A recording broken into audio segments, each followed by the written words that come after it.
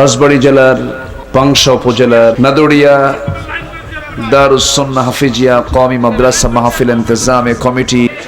আল্লাহ রাব্বুল আলামিন বলেন, ইন্নাহু লাকুরআনুন কারীম ফি কিতাবিম মাকনুন। আল্লাহ রাব্বুল আলামিন আরেক জায়গায় বলছেন, বাল হুয়া কুরআনুম মাজিদুন ফি লাওহিম মাহফুজ। জোরে বলি আল্লাহু আকবার। কোরআনের নিজস্ব পরিচয় আছে না নাই? এই কিতাবের আরো নাম আছে, যেরকম যদি সামনে বলেন ফুরকান তাও ভুল হবে না। আল্লাহ রাব্বুল আলামিন বলেন, তাবারাকাল্লাযী নাযালাল ফুরকানা আলা আবদিহি লিয়াকুনা লিল আলামিন নাযীরা। কোরআনের আরেকটা নাম হলো ফুরকান।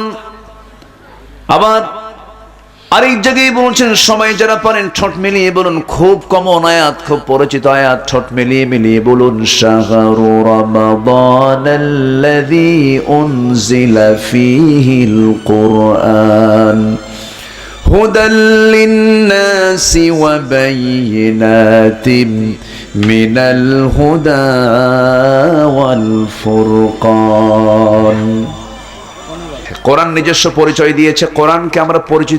কোরআনকে আমরা পরিচয় দিব কোরআনের পরিচয় দিয়েই। আল্লাহ তাআলা এই কিতাব রেখেছিলেন একটি জায়গায়, লাউহে মাহফুজে ছিল। সেখান থেকে আল্লাহ তাআলা একটি মাসে পাঠিয়েছেন। সেই মাসের নাম কি? জোরে বলেন। কোন রাতে? বলেন কোন রাতে? লাইলাতুল কদরি খায়রুম মিন আলফি শাহরিন তানাজ্জালুল মালাইকাতু ওয়ার রূহ। আল্লাহু আকবার বলেন। তাহলে এত বড় দামি একটা কিতাব আল্লাহ তাআলা আমাকে আপনাকে দিয়েছেন। শুধু কোরআন নাজিলের কারণে রমজান মাসের এত দাম আল্লাহ তাআলা বাড়ায় দিয়েছে। আমরা মক্কায় যাই কেন? সেখানে আল্লাহর ঘর আছে, আল কাবাতুল মুশাররাফা। সেখানে আল্লাহ তাআলার ঘর আছে, সেখানে আমরা যাই। আমরা মদিনায় যাই কেন? নবীজির মাকবারা, কবর সেখানে আছে। আমার নবীর কবরকে সেখানে মাকবারাই বলে, কবরই বলে। আর আমার দেশের কোনো বিশেষ মানুষ মারা গেলেই সেটা মাজার হয়ে যায়। কি হয়ে যায়? মাজার। কোন সাহাবীর কবরের নাম মাজার নেই, কোন নবীর কবরের নাম মাজার নেই। সব নবীর যেটা কবর এটাকে মাকবারা বলা হয়। আমার দেশে এটা বিশেষ একটি নাম আমরা হয়তো দিয়েছি। যাই হোক, সম্মানিত ভাইয়েরা, সম্মানিত বন্ধুগণ, কেন মদিনায় যাচ্ছি আমরা? আমার নবীর কবর সেখানে আছে। কবর যদি না থাকতো সেখানে আমরা যেতাম না। প্রয়োজনে এতটুকু জরুরি ছিল না। কাবার কারণে মক্কার দাম বাড়লো, নবীর কবর থাকার কারণে মদিনার দাম বাড়লো, ওযুর দাম বাড়লো হলো নামাজের কারণে। নামাজ আছে, ওযুর দামটা আছে। নামাজ যদি না থাকতো ওযু কি করা লাগতো? ইযা কুমতুম ইলা সলাতি ফাগসিলু ফুজুহাকুম। নামাজে দাঁড়াবে, ওযু করবে। নামাজ নাই, ওযু নাই। ওযুর সঙ্গে কিসের সম্পর্ক? নামাজের। ওযু মূলত কিসের জন্য? বলেন কিসের জন্য? নামাজের জন্য। আমার বন্ধুগণ, ঠিক তেমনি আল্লাহ রাব্বুল আলামিন মাত্র 3 দিন পর মাহে রমজান আল্লাহ তাআলা আপনার জন্য যদি জুটিয়ে দেন, আমরা খুব ভাগ্যবান হয়ে যাব। আল্লাহ যেন জুটিয়ে দেন। অবাল্লিগনা রমাদান। জোরে বলি আমিন। জোরে বলি আমিন। আমার ভাইরা, রমজান পাওয়া মানে এই চান্সে নিজের জীবনের গুনাহগুলো মাফ করে নিতে হবে। আমার নবীজি বলেছেন, যে ব্যক্তি রমজানের মতো এত দামি একটা মাস পেল অথচ নিজের জীবনের গুনাহ মাফ করে নিতে পারলো না, তার ধ্বংস হয়ে যাক। আমার নবীজির সঙ্গে সঙ্গে ফেরেশতার কথায় আমিন বলে ফেলেছেন। এই জন্য রমজান মাস মানে হলো গুনাহ মাফ হয়ে যাওয়ার মাস। গুনাহ মাফ হবে। জোরে বলি ইনশাআল্লাহ। আরো জোরে বলি ইনশাআল্লাহ। আমরা কেমন কামনা করবো না ইনশাআল্লাহ?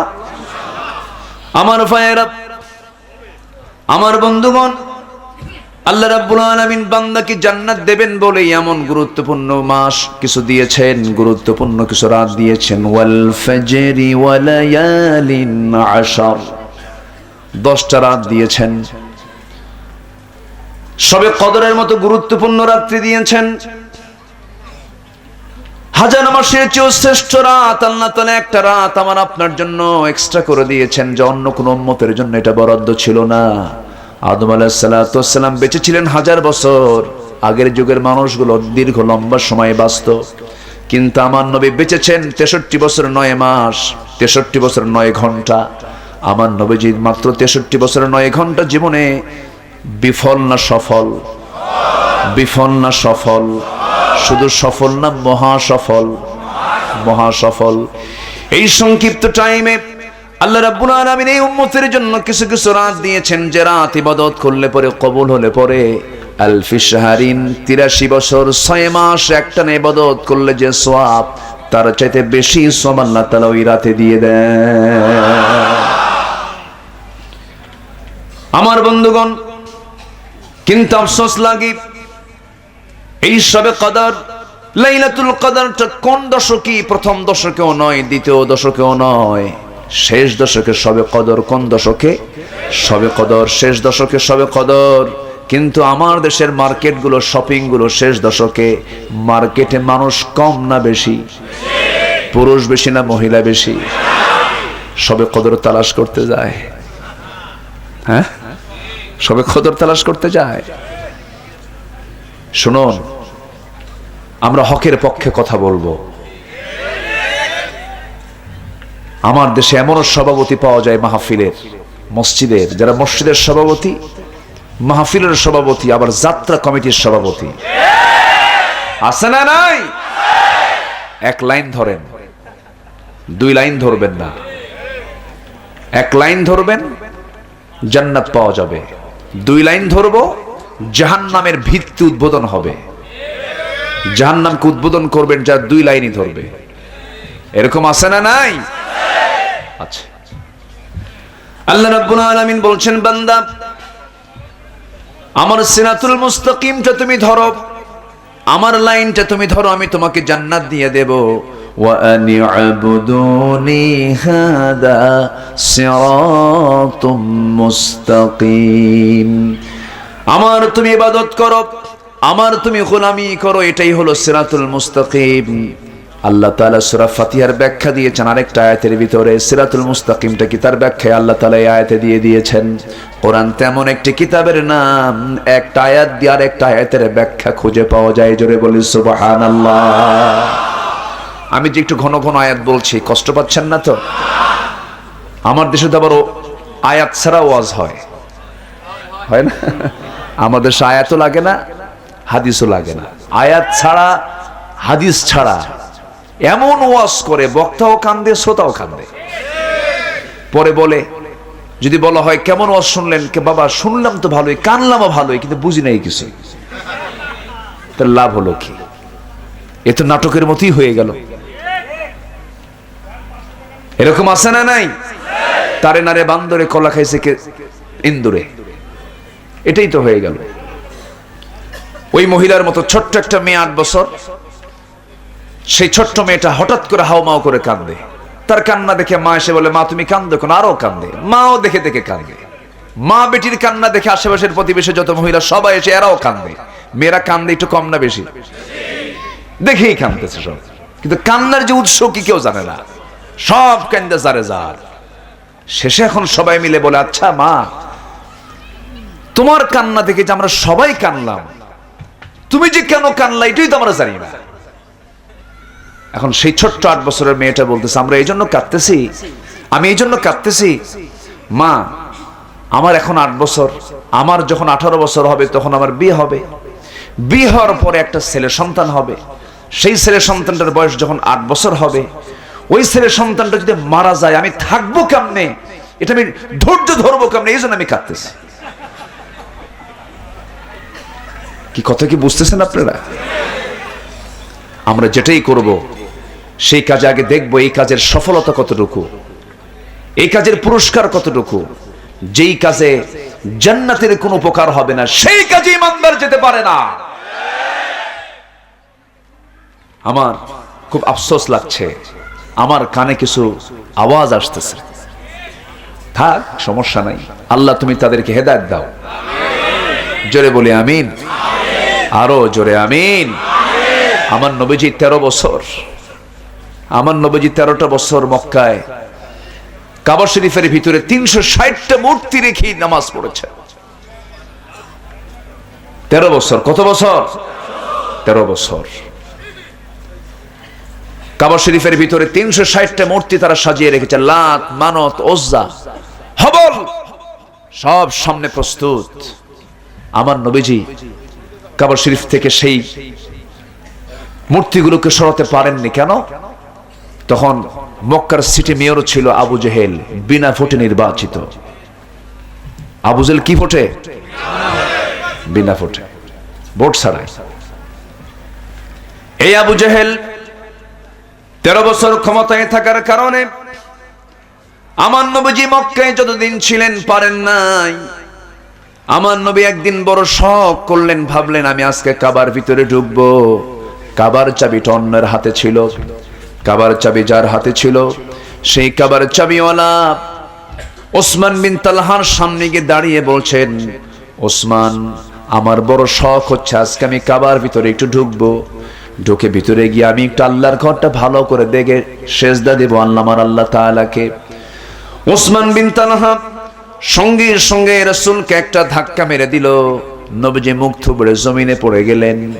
মুখ থুবড়ে জমিনে পড়ে গিয়ে আস্তে করে মুস্কি হাসি মেরে দাঁড়িয়ে গিয়ে বলছেন, ওরে ওসমান বিন তালহা, আজকে তোমার ক্ষমতার দাপটে, তোমার প্রভাবে আজকে তুমি আমাকে ঘাড় ধাক্কা দিয়ে জমিনে ফেলে দিলে। তবে একটা কথা জেনে রেখে দিও ওসমান, যে কাবার চাবি আজকে তোমার হাতে দেখা যাচ্ছে, ওই কাবার চাবি আল্লাহ তাআলা একদিন আল্লাহ তাআলা আমার হাতে তুলে দিবে। এই জন্য ধৈর্যের দরকার আছে না নাই? আচ্ছা, সবর ধরতে হবে। ওয়ালা তাহিনু ওয়ালা তাহজানু ওয়া আনতুমুল আ'লাউনা ইন কুনতুম মুমিনিন। হতাশ হবে না, নিরাশ হবে না। তুমি যদি সত্যিকারের ঈমানদার হতে পারো, আমলে সালেহ যদি করতে পারো, আমি আল্লাহ নিজে তোমাকে বিজয়ের পতাকা তোমার হাতে তুলে দেব। আমাদের ঈমান আমলে ভেজাল আছে না নাই? নামই হলো ঈমান আলী, কিন্তু নামাজ পড়ে না। নাম হলো রমজান আলী, রমজান মাসে জন্ম নেওয়ার কারণে বাপ মা শখ করে নাম রেখেছে রমজান আলী, কিন্তু দুপুর বেলা রমজান মাসে ভাত খায়। নাম হলো আতর আলী, কিন্তু পকেটে বিড়ি আর গাজার গন্ধ, কাছে যাওয়া যায় না। নাম হলো হিম্মত আলী, কিন্তু সাইকেলের চাকা 42 চিত হয়ে পড়ে। নাম দিয়ে আপনি করবেন কি? নাম দিয়ে কোনো কাজ হবে না। জান্নাত যাওয়ার জন্য 2টা পুঁজি লাগবে। সবাই মুখস্থ করব আমরা। কয়টা পুঁজি বলেন?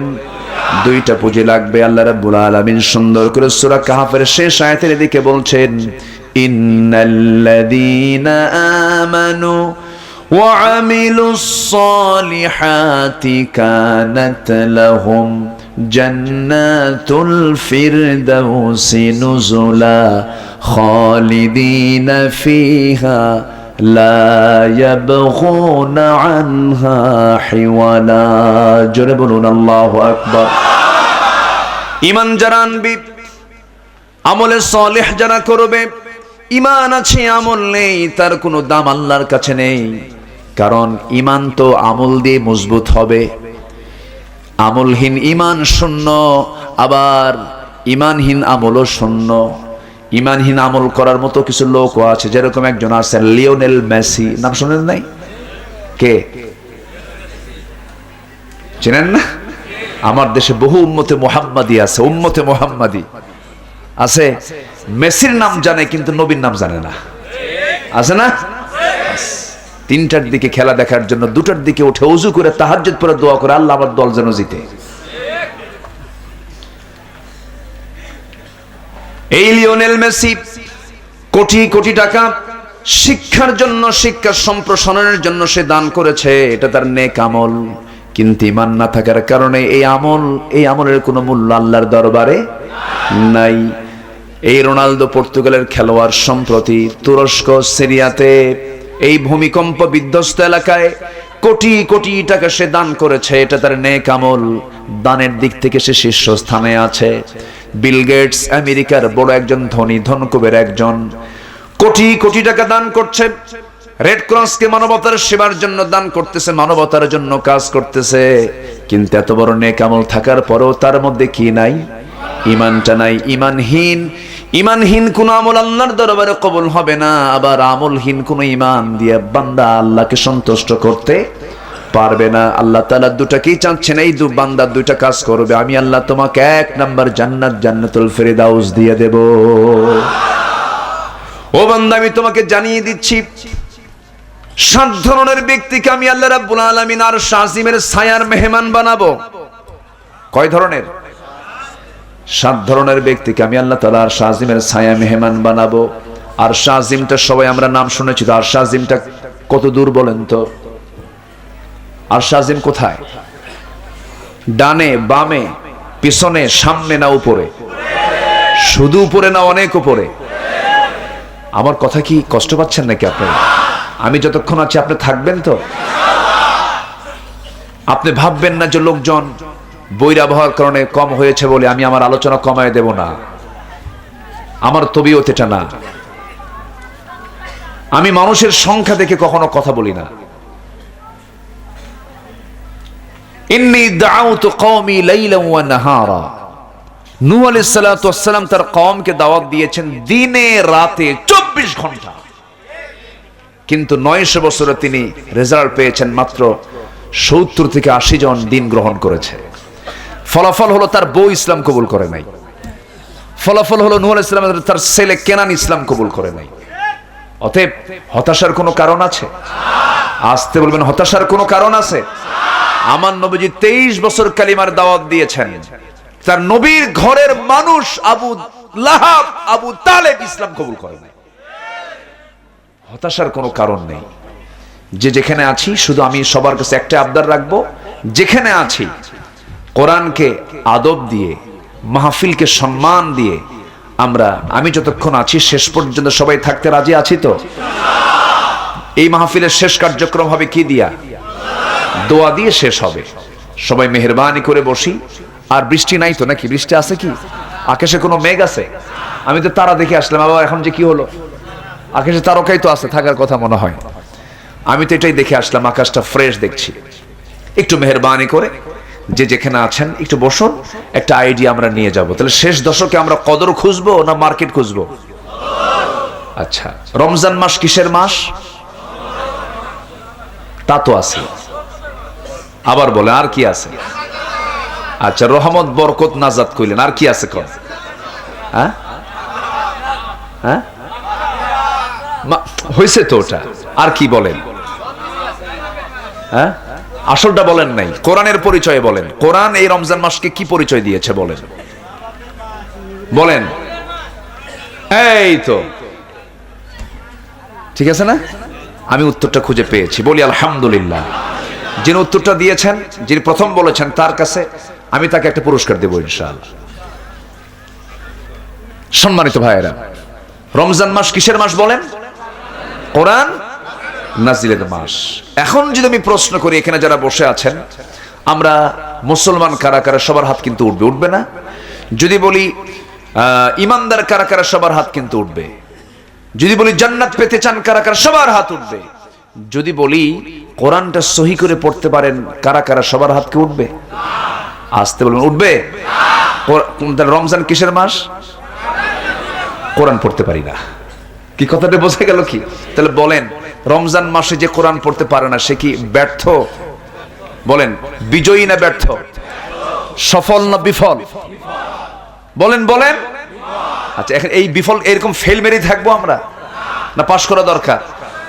আচ্ছা, এটার জন্য কি এসএসসি, ইন্টার, ডিগ্রি, মাস্টার্স লাগবে?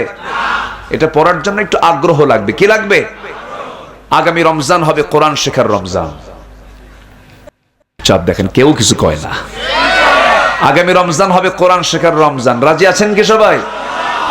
আগামী রমজান এই একটা মাস আমাদের সবার দায়িত্ব হবে, যারা আমরা কোরআন পড়তে পারি না, আমাদের 1 নম্বর কাজ হবে, আগামী রমজানে কোনো কাজ নাই, 1 নম্বর যেটা ছাড়া নামাজ হয় না, যেটা ছাড়া আল্লাহর সন্তুষ্টি হাসিল হবে না, যেটা ছাড়া সুপারিশ হবে না, সেই কোরআন আমরা শিখে নেব। জোরে বলি ইনশাআল্লাহ।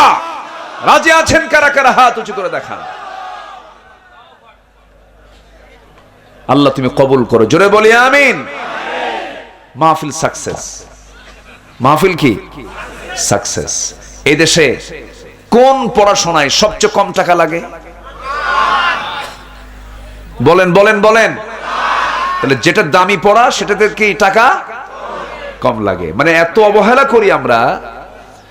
রবি ঠাকুরের শিক্ষাদানের জন্য রবীন্দ্রনাথের প্যানপ্যানানি গান শোনাবে, শেখাবে, মাসে 7 দিন, 8 দিন, 9 দিন, সপ্তাহে 2 দিন, 1 মাসে 9 দিন করে আসে। তাকে উনি চা খাবেন না, কফি খাবেন, নাস্তায় ফল থাকতে হবে, এবং উনি পড়াবেন মাত্র আধা ঘন্টা। মাসে দিতে হবে 15 থেকে 20,000 টাকা। রবীন্দ্রনাথের কিছু গান টান শেখানো হবে। এরপরে এরকম করে সায়েন্সের সাবজেক্ট, আর্টসের সাবজেক্ট, ইংলিশ সাবজেক্ট, সবগুলোর সাবজেক্টের জন্য কোনো সমস্যা নাই। হুজুর একটা ঠিক করছে, মাসে 30 দিনে আসতে হবে। মাসিক কোনো বেতন নির্ধারণ নাই। 3 মাস চলে গেছে, হুজুর বেতন নিয়ে কোনো কথাও বলে না, তারাও কোনো কথা বলে না। কোরআন হাতে দিছে যেদিন, সেদিন কোরআন যেদিন তার হাতে নেওয়ার দিন আসবে, সেদিন একটা অনুষ্ঠানের আয়োজন করেছে। ছাত্রের বাপ বলতেছে, হুজুর আপনি অনেক কষ্ট করলেন, তমক দিন আমরা অনুষ্ঠান করব, আপনি একটু আসবেন, দোয়া পড়ে দিয়ে যাবেন। সবাই মিলে আসছে সেদিন দোয়ার অনুষ্ঠানের দিন। দোয়ার অনুষ্ঠানের শেষে এখন বলতেছে, হুজুর আপনি অনেক কষ্ট করেছেন, বাচ্চাকে কোরআন শিখাইছেন, তো হুজুর কোরআন শিক্ষা দিয়ে তো টাকা নেওয়া জায়েজ নাই, তো দোয়া করবেন হুজুর। ফতুয়াটা মারলো কোন জায়গায় দেখেন। এরকম বেয়াকুফ কিছু আছে না নাই? আসতে বলবেন না, আছে না নাই? আচ্ছা,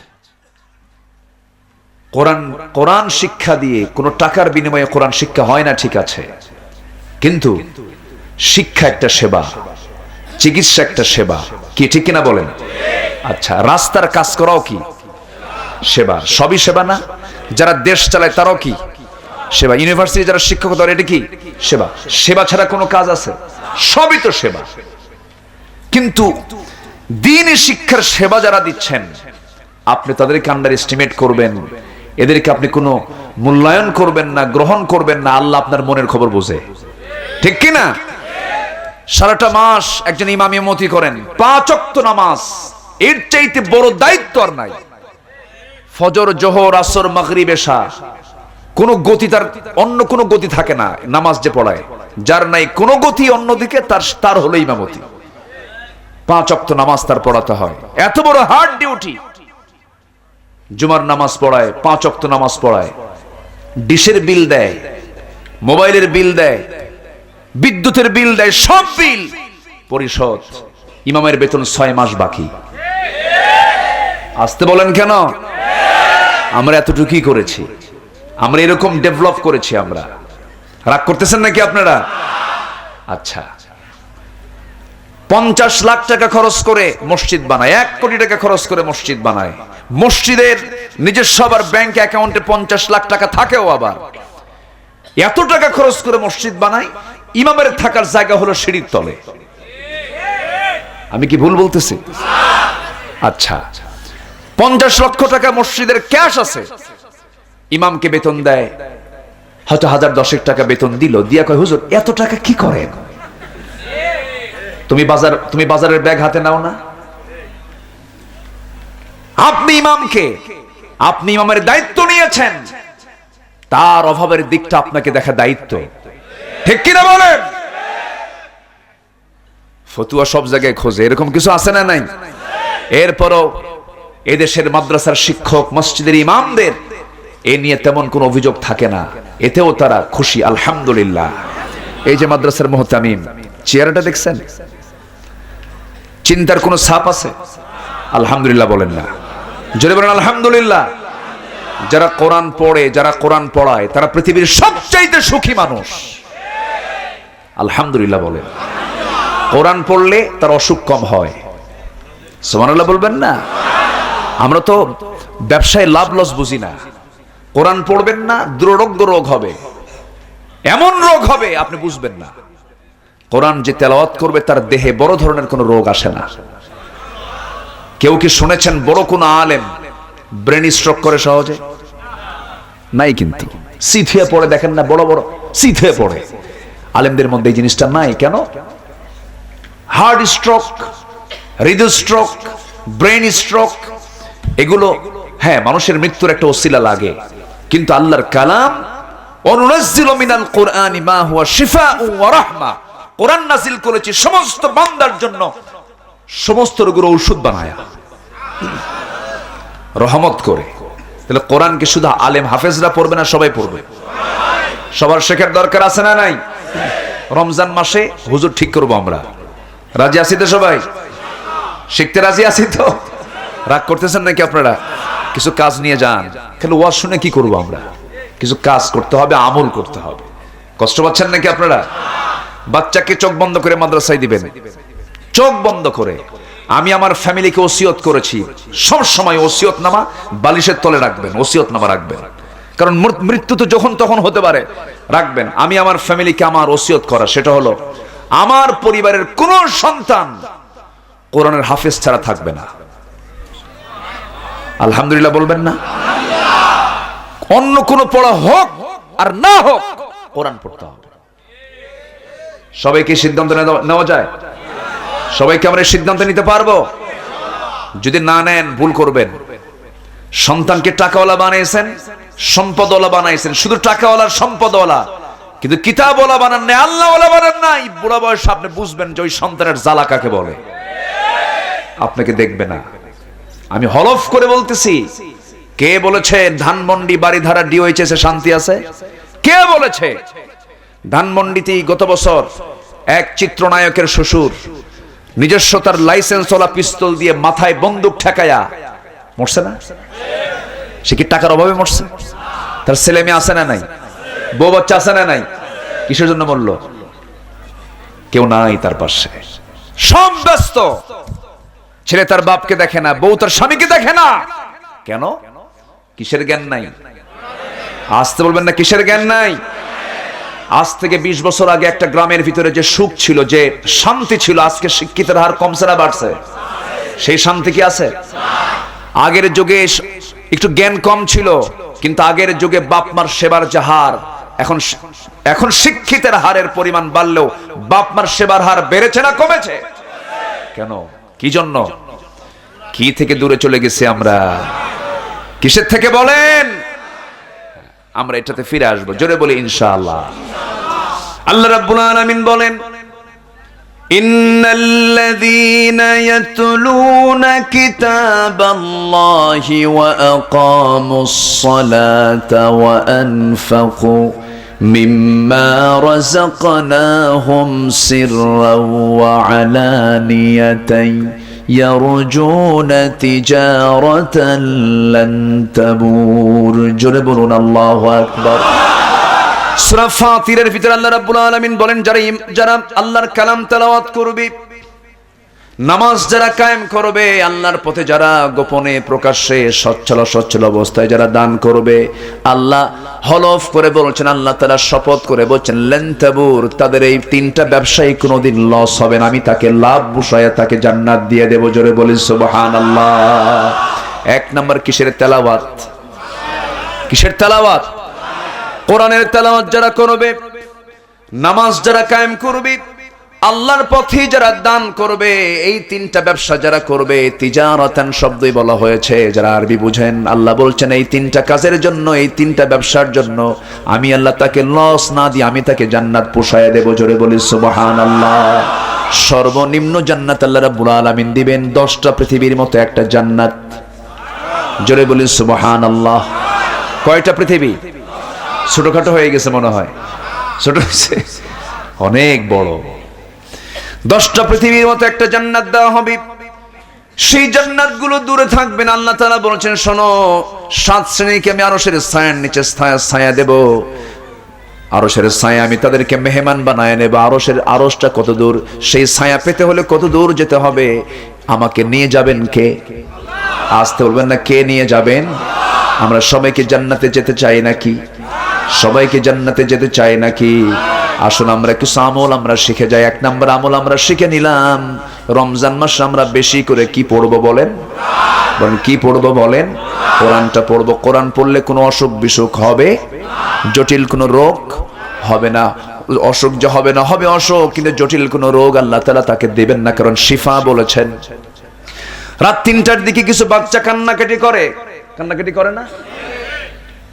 যাদের ঘরে ছেলে মেয়ে আছে, যারা ছেলে মেয়ের বাপ মা হয়েছেন, কোন ডাক্তার ওষুধ দিয়া বাটায়া খাওয়ায় দিলেও কোনোদিন ওই সমস্ত কান্নাকাটি বন্ধ হবে না। রাত 3টার দিকে কান্নাকাটি করে, পেটে তার কোনো ব্যথাও নাই, কোনো কিছুই সমস্যা নেই, কেন কান্নাকাটি করে? এটা পৃথিবীর কোন ডাক্তার দিয়ে এটা সারাতে পারবেন? এটার জন্য লাগবে কোরআন। যেরকম সুবহানাল্লাহ। কি লাগবে? কোরআন লাগবে। ওই সময় সচেতন মা করবেন কি, ওই সময় ছোট্ট বাচ্চাটাকে লক্ষ্য করে সুন্দর করে সূরা ফাতিহা বলবেন, সূরা ফালাক বলবেন, সূরা নাস বলবেন। আল্লাহ তাআলা তার সমস্ত অনিষ্ট থেকে, জিন এবং মানুষের অনিষ্ট থেকে আল্লাহ তাআলা তাকে হেফাজত করবেন। জোরে বলি সুবহানাল্লাহ। আমার ভাইয়েরা, একটু কান লাগান, মনোযোগ দিয়ে শুনি আমরা। রাত তো অনেক হয়ে গেছে। সূরা আনফাল থেকে আমি কয়েকটা আয়াত আমি তেলাওয়াত করেছি। আল্লাহ রাব্বুল আলামিন এই আয়াতের ভিতরে কয়েকটা দিক তুলে ধরেছেন। আল্লাহ তাআলা প্রথম আয়াতে বলছেন, তুমি যদি সফল হতে চাও 2টা কাজ করবা। সফল হওয়ার জন্য কয়টা কাজ? আসলে কয়টা কাজ? ব্যবসায় লাভের জন্য কয়টা কাজ শিখলাম? মানে কয়টা কাজ শিখলাম? রমজান মাস কি শিখবো আমরা? জোরে বলি, কি শিখবো আমরা? কোরআন শিখবো আমরা। সফল হওয়ার জন্য 2টা কাজ আল্লাহ তাআলা এখানে বলছেন। সফল যদি হতে চাও 2টা কাজ করে আমার কাছে আসো, লাআল্লাকুম তুফলিহুন, আশা করা যায় তুমি সফল হয়ে যাবে। ইয়া আইয়ুহাল্লাযীনা আমানু ইযা লাকীতুম ফিআতান ফাসবুতু ওয়াযকুরুল্লাহা কাসীরান লাআল্লাকুম তুফলিহুন। জোরে বলুন আল্লাহু আকবার। আমার মনে হয় আপনাদের কষ্ট হচ্ছে নাকি? কি করব? শেষ করে দেব? আলোচনা চালাবো? অনেকে আফসোস করছে, আহারে আজকে যদি বৃষ্টি না হতো কত লোক হতো। বৃষ্টির দরকার নাই? আসতে কয়, বৃষ্টির দরকার নাই? গত পরশুদিন আমাকে বলছে কমিটি, মাহফিল শেষে কয়, হুজুর একটু দোয়া করেন বৃষ্টি যেন হয়। আমি বললাম, বৃষ্টির শেষে বলো, কোনো আগে বলতে পারো নাই? বৃষ্টির দরকার, মাহফিলও দরকার, বৃষ্টিও দরকার। টিবলে পানি চাপলে পানি ওঠে না, দাঁত ভেঙে যায়। কি দাঁত ভাঙে না? টিবল যাবে নিচ দিকে, আসে কি উল্টা দিকে, পানি নাই। এই জন্য বৃষ্টি হতে হবে। আল্লাহ তাআলা বৃষ্টি দিয়েছেন, বলি আলহামদুলিল্লাহ। জোরে বলি আলহামদুলিল্লাহ। তাহলে আজকের মাহফিলটা হলো গজবের সাথে না রহমতের সাথে? কি মন খারাপ কারো? বৃষ্টিটা কি? বলেন বলেন বলেন। মাহফিলটা হলো গজবের সাথে না রহমতের সাথে? রহমতের সাথে। আরেক রহমত, বলি আলহামদুলিল্লাহ। কোনো সমস্যা নাই। মুমিন কখনো কোনো কিছু নিয়ে চিন্তা করে না, যা হবে হবে, আলহামদুলিল্লাহ বলেন। ওগুলো কি, ওই জায়গায় ওগুলো কি বসছে? দোকান বসছে। কিসের দোকান? বিড়ি টিড়িও পাওয়া যায়? পাওয়া যায় তো। হ্যাঁ, পান শুধু থাকবে, টানও থাকবে। পান টান দুটোই থাকতে হবে। শুধু পান কি হয়? টানও থাকতে হবে। হ্যাঁ, একটু বসেন। ওখানেও কিছু লোক আমি লক্ষ্য করছি, থাকবে কিছু তো যাবেই। আমি খুবই খুশি, আমি খুবই আনন্দিত। আপনাদের পাংশায় আমি এসেছি আরো আগে। আমি রাজবাড়িতে আসি, ওই গোলন্দের মোড়ে আমি 8 বছর ধরে একটা মাহফিল করি। গোলন্দের মোড়ে একটা মাহফিল করি, আসি বিভিন্ন জায়গা আসা হয়। খোকসা, কুমারখালী ওইদিকে আছে না? যে আমি এই দিকে তো মনে হয় না, কোন দিকে, যাই হোক, এই দিকের কেবলা যে কোন দিক তা জানি না, যাই হোক। জি আলহামদুলিল্লাহ। এরপরে বালিয়াকান্দি নাকি কালুখালী, সেখানেও আসছিলাম তো। জি, তাহলে তো আসছি তো বহু, এদিক সেদিক। নাঙ্গলবাদে তোমার খুব পরিচিত মনে হয়। হ্যাঁ, শ্রীপুর তো প্রচুর আসছে। জি আলহামদুলিল্লাহ, আলহামদুলিল্লাহ বলেন। তাহলে এখানে কোন জেলায় আসলাম? সব জেলায় তো দেখি, ঝিনাইদহও দেখি, মাগুরাও দেখি, রাজবাড়িও দেখি, আবার কুষ্টিও দেখি, সব পাশাপাশি। আলহামদুলিল্লাহ। মোহন আছে, এখানে ত্রিভুজ। জি আলহামদুলিল্লাহ। সম্মানিত ভাইরা, তাহলে দুটা কাজ আমরা সফল হব। এক নাম্বার হলো আল্লাহ তাআলা সুন্দর করে বলছেন, একটু মনোযোগ দিই আমরা, তাহলে কিন্তু আমরা একটা কাজ আজকে নিয়ে যাচ্ছি, রমজান মাসে কাজে লাগাবো। সেটা হলো রমজান মাস হবে কি শেখার মাস। 3 ব্যবসায় লস নাই। কয় ব্যবসায়? কি তেলাওয়াত করা, কি তেলাওয়াত করা, নামাজ কি করা, নামাজ কায়েম করা। নামাজ কি কায়েম করা। নামাজ পড়া এক জিনিস, নামাজ কায়েম করার এক ব্যাপার। এটা একক কাজ না, এটা সমষ্টিগত কাজ। যে দল নামাজ কায়েমের সংগ্রাম করে না সেই দল করা যাবে না। যে দলের নেতা নামাজ পড়ে না, যে দলের নেতা তার কর্মীকে নামাজের জন্য ডাকে না, নামাজের জন্য বলে না, নামাজের জন্য পানিশমেন্টের ব্যবস্থা রাখে না, যে নেতা তার কর্মীকে মদের বোতল তুলে দেয়, নারী তুলে দেয়, যাত্রার প্যান্ডেল তুলে দেয়, ওই সমস্ত নেতৃত্বের মুখে আমরা জুতা মারি, জুতা মারি, জুতা মারি।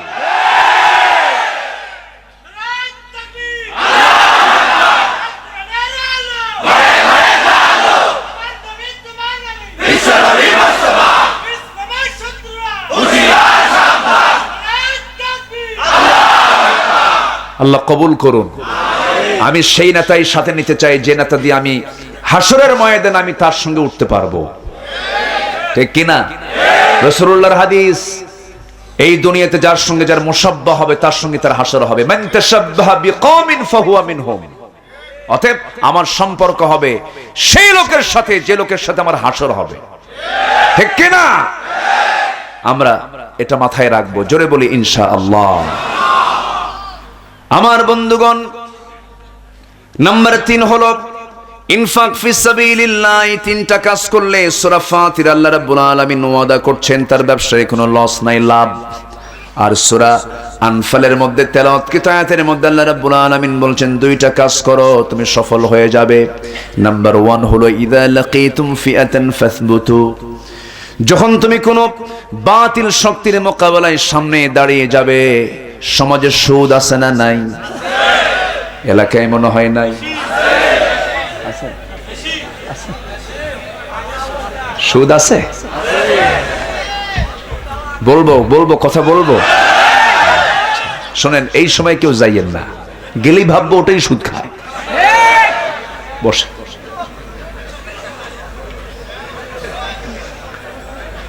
আমার ভাইয়েরা, না উনি 1 নম্বরে যাচ্ছেন, আমাকে বলে গেছে, আবার একজন বলে দিচ্ছে হুজুর 1 নম্বরে যাচ্ছে। আচ্ছা আমার বন্ধুগণ, সুদ নিজে খাবো না, কাউকে খেতে দেব না। যদি কেউ খায় আমি তার বিরুদ্ধে শাস্তির ব্যবস্থা করব। এটাই ছিল আমার নবীজির দাওয়াতের পদ্ধতি, ঠিক কিনা? আমি সুদ খাবো না, কাউকে খেতে দেব না। যদি কেউ খায় তার ব্যাপারে শাস্তিও আছে না নাই? আমি চুরি করব না, কাউকে চুরি করতে দেব না। যদি কেউ চুরি করে আমি তার কি কেটে দেব? হাত কেটে দেবে। এটাই ছিল নবীজির দাওয়াতের পদ্ধতি। তবে তিনি শুরু করেছেন মক্কা থেকে, দাওয়াত শুরু করেছেন, মদিনায় গিয়ে 23 বছরে শেষ করেছেন। প্রথম 13 বছর মার খেয়েছেন, আর পরের 10 বছর মার দিয়েছেন। মায়ের খাওয়া সুন্নত, মার দাও সুন্নত। খালি মায়ের খাবো সারা জীবন? মার দেওয়ার জন্য প্রস্তুত নিতে হবে মুসলমান। সুদ এমনি বন্ধ হবে না, শুধু ওয়াজ করে বন্ধ হয় না। সুদ ওয়াজ করে বন্ধ হবে না, জেনা ওয়াজ করে বন্ধ হবে না, মদের বোতল শুধু ওয়াজ করে বন্ধ হবে না। আমার নবীজি 13 বছর ওয়াজ করেছেন মক্কায়, কোনো কাজ হয় নাই। কাজ হয়েছে, দাওয়াতি কাজ তিনি করেছেন, কিছু লোক তিনি তৈরি করেছেন। কিন্তু আমার নবীজি 13 বছরের সাধনা করেছেন। মক্কা থেকে সেই কাবার ঘর থেকে তিনি মূর্তিগুলো সরাতে পারেন নাই। আমার নবীজি ওই কাবার ভিতরে ঢুকলেন। ওসমান বিন তালহাকে যখন তিনি বললেন, মনে আছে নাকি আপনাদের? মনে আছে? মনে করে দিতে হবে তো। হ্যাঁ এই তো, হ্যাঁ ঠিক আছে। এখানে কিছু চাচা মনে রাখবেন আপনারা, কুজুরটার লাইন বাদ দিছেন তো। আমার নবীজি ওই চাবিওয়ালাকে বললেন, চাবিওয়ালা তুমি এখন কি করবে বলো? চাবিওয়ালা এখন রাসূলকে হাত করার জন্য চেষ্টা করে, কারণ মুহাম্মদ যা বলে তা তো সত্যই বলে। আস্তে করে কানের মধ্যে মুখ ঢুকায় বলছে, মুহাম্মদ শোনো, তোমাকে চাবি দেব লুকায় লুকায়, কিন্তু আবু জেহেল যেন না জানে। আমার নবীজি চাবিখানা নিলেন, ভিতরে ঢুকলেন, মূর্তিগুলো দেখলেন, দেখি মনে মনে ভাবলেন মূর্তিগুলো ভেঙে চুরমার করে দেব, কিন্তু পারছেন না, কারণ ক্ষমতা তো নবীর হাতে নাই, ক্ষমতা হলো আবু জেহেলের হাতে। আমার নবীজি সেখান থেকে ব্যর্থ হয়ে সেজদা দিয়ে ফিরে আসলেন, কিন্তু মূর্তিগুলো সরাতে পারছেন না।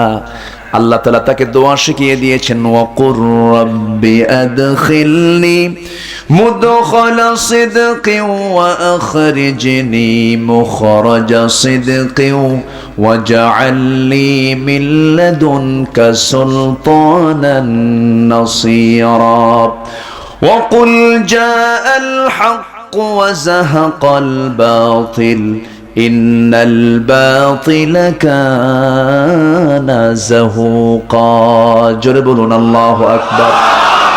নবীজি আসলেন, ফিরে আসলেন, কিন্তু পারলেন না, মূর্তিগুলো সরাতে পারছেন না। আমার নবীজি দাওয়াতি কাজ করেন, মক্কার পরিবেশ খুবই প্রতিকূল, দাওয়াত দিতে রাসূল পারছেন না, আর বাধার প্রাচীর পড়ে গেছে।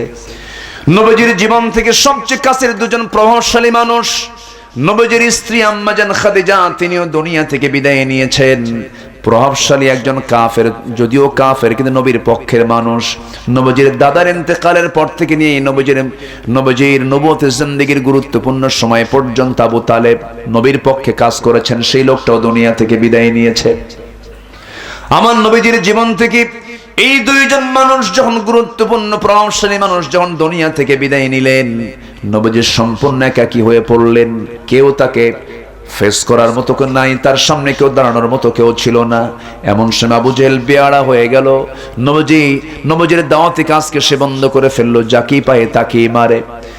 সাইয়েদনা বেলালকে ধরে ফেললো, পশুর দড়ি গলায় বেঁধে ফেলে টেনে হেঁচড়ে তক্তবালুর ভিতরে নিয়ে গিয়ে বুকের উপরে চিৎ করে শোয়া দিয়া, পাথর চাপা দিয়া উমাইয়া বলছে, বেলাল ইসলাম ছাড়বি কিনা বল। বেলাল বলছেন, ইসলাম কি কেউ গ্রহণ করে ছাড়ার জন্য নাকি রে? ইসলাম ধরেছি, এই ইসলাম ধরতে গিয়ে মরে যাব, আল্লাহর জান্নাতে চলে যাব। শেষ পর্যন্ত বেলাল হাইয়ান মাজরুহান, জখম হয়ে জীবিত থাকলেন। আমার নবীজির কাছে সংবাদ গেল বেলালকে মেরে ফেলা হচ্ছে। আমার নবীজি কেঁদে কেঁদে বলছেন, আবু বকর, আল্লাহ তোমাকে প্রচুর সম্পদ দান করেছেন, তোমার সম্পদটা ইসলামের কাজে লাগাও আবু বকর। তোমার কিছু স্বর্ণ মুদ্রা তুমি যদি উমাইয়াকে দিয়ে আসো, আমার বেলালটা বেঁচে যাবে। তুমি যদি আজকে বেলালকে মুক্ত করে আনো, আল্লাহ তোমার জন্য জান্নাতের দরজা উন্মুক্ত করে দিবেন। সাইয়েদনা আবু বকর সিদ্দিক রাদিয়াল্লাহু তাআলা আনহু দৌড় মেরে গিয়ে ওই লোভী উমাইয়ার মুখে স্বর্ণ মুদ্রা নিক্ষেপ করে বলছে, কত স্বর্ণ মুদ্রা তোর লাগবে, নিয়ে নে, আমাদের বেলালকে মুক্ত করে দে। বেলালকে মুক্ত করে আনলেন, নবীর সামনে দাঁড়ায় রাখলেন। আমার নবীজি মাথা থেকে পা পর্যন্ত তার দেহের দিকে তাকায়, নবীজি কাঁদতেছেন। নবীজি কেঁদে কেঁদে বলছে, না বেলাল, তোমার শরীর থেকে এই পরিমাণ রক্ত ঝরেছে, কাফের মুশরিকরা তোমাকে রক্তাক্ত করে ফেলে দিয়েছে, একটা জায়গা তোমার জখমের চিহ্ন বাদ নাই। বেলাল, একটা কথা জেনে রেখে দিও, তোমার জিহ্বাটাকে তার অচল করে দিয়েছে। উমাইয়া তার জিহ্বার মধ্যে মুখ ঢুকায় দিয়ে, মুখের মধ্যে জিহ্বা ঢুকায় দিয়া, মুখের মধ্যে হাত ঢুকায় দিয়া জিহ্বা টান মেরে বের করে জিহ্বার ভিতরে বাবলা গাছের কাঁটা ঢুকায় দিয়েছে। ফিনকি দিয়ে রক্ত বের হয়ে গেছে, জিহ্বা বাইরে টেনে টেনে বের করে এনেছে। রাসূল বলছেন, বেলাল, এই যে রক্ত তোমার শরীর থেকে ঝরেছে, বেলাল বেশি দিন দূরে নয়, এই জমিনেই দেখতে পাবে আল্লাহর দ্বীন কায়েম হয়ে গেছে। আমার নবীজি নিজেও মার খেয়েছেন। আবু বকর সিদ্দিক রাদিয়াল্লাহু তাআলা আনহুকে ওই মক্কাবার দরজার সামনে গিয়ে ফজরের সময় সাইয়েদনা আবু বকর গিয়ে আল্লাহকে সেজদা দিচ্ছেন খুশি করার জন্য। আমার নবীজির এই প্রিয় সাহাবী সেজদায় যখন চলে গেছেন, উমাইয়া কি বলে, উতবা, শাইবা, মুগীরা, ওয়ালিদ, এই সমস্ত কাট্টা কাট্টা কাফের চতুর্দিক থেকে তাকে ঘেরাও করে ফেলেছে। ঘেরাও করে ফেলে মারতে মারতে রক্তাক্ত করে ফেলে দিয়া, খরম কাঠের জুতা দিয়া তার নাকের উপরে চাপা দিয়ে দিয়েছে। নাকটা বোচা হয়ে নাক থেকে ফিনকি দিয়ে রক্ত পড়া শুরু হয়ে গেছে। রক্ত আর পড়া বন্ধ হয় না। সবাই ভাবছে আবু বকর বুঝে মারা যাবে, তাকে মূর্ছ অবস্থায় রেখে সব চলে গেছে। ওরা ভেবেছে মনে হয় আবু বকর মরেই গেছে, মার্ডার হয়ে গেছে।